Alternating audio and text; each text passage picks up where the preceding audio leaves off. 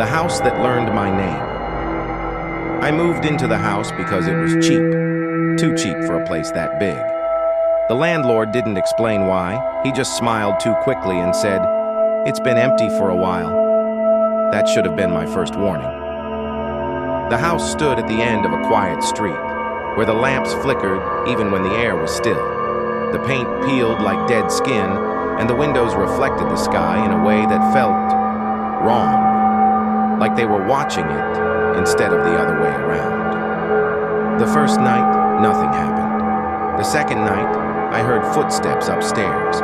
I told myself it was the house settling. Old houses do that. Everyone knows that. But the third night, the footsteps followed me.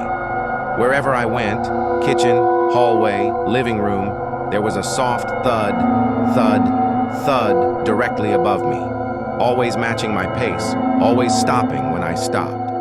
I stood still for a full minute, heart hammering. The footsteps stopped too. That's when I laughed and said out loud, "Okay, that's enough."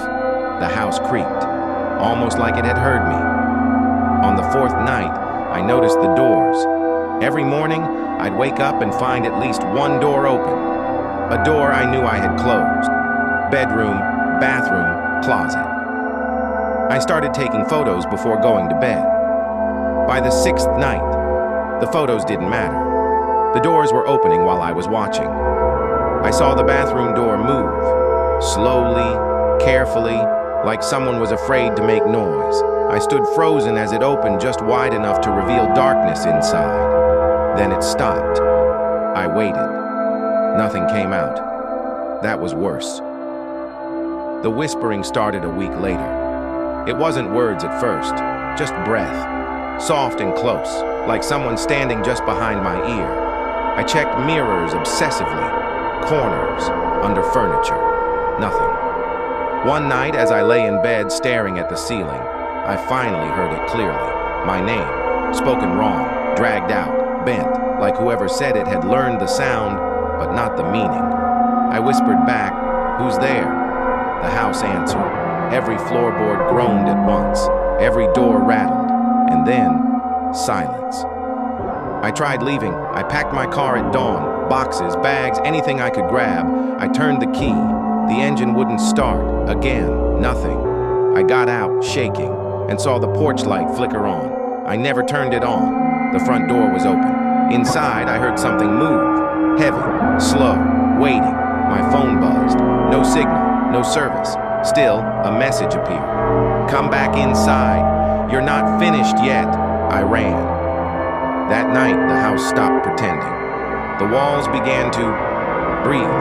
Not literally, but they expanded and contracted with a deep, slow rhythm, like lungs pulling in air. The lights dimmed in time with it. I screamed. The scream didn't echo. It felt absorbed. That's when I understood. The house wasn't haunted. It was hungry. I found the basement door behind the kitchen. I don't remember opening it. I remember standing at the top of the stairs, staring down into blackness so deep it seemed solid. A smell rose up, earth, rot, and something sweet.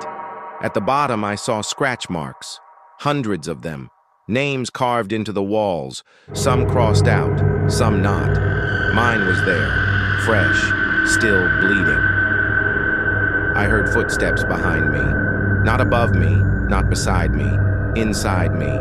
Memories surfaced that weren't mine, faces I didn't recognize, voices screaming my name the same wrong way the house did. The whisper came again, louder now. "Stay." I turned and ran up the stairs, and the stairs kept going, up and up and up, endless.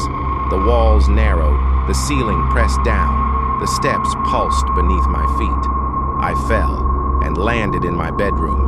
Morning light streamed through the window. Everything was quiet, normal. I laughed hysterically until I saw the mirror. My reflection smiled a second too late. Behind it, behind me, the walls breathed. The house had learned my name, and it wasn't letting me leave.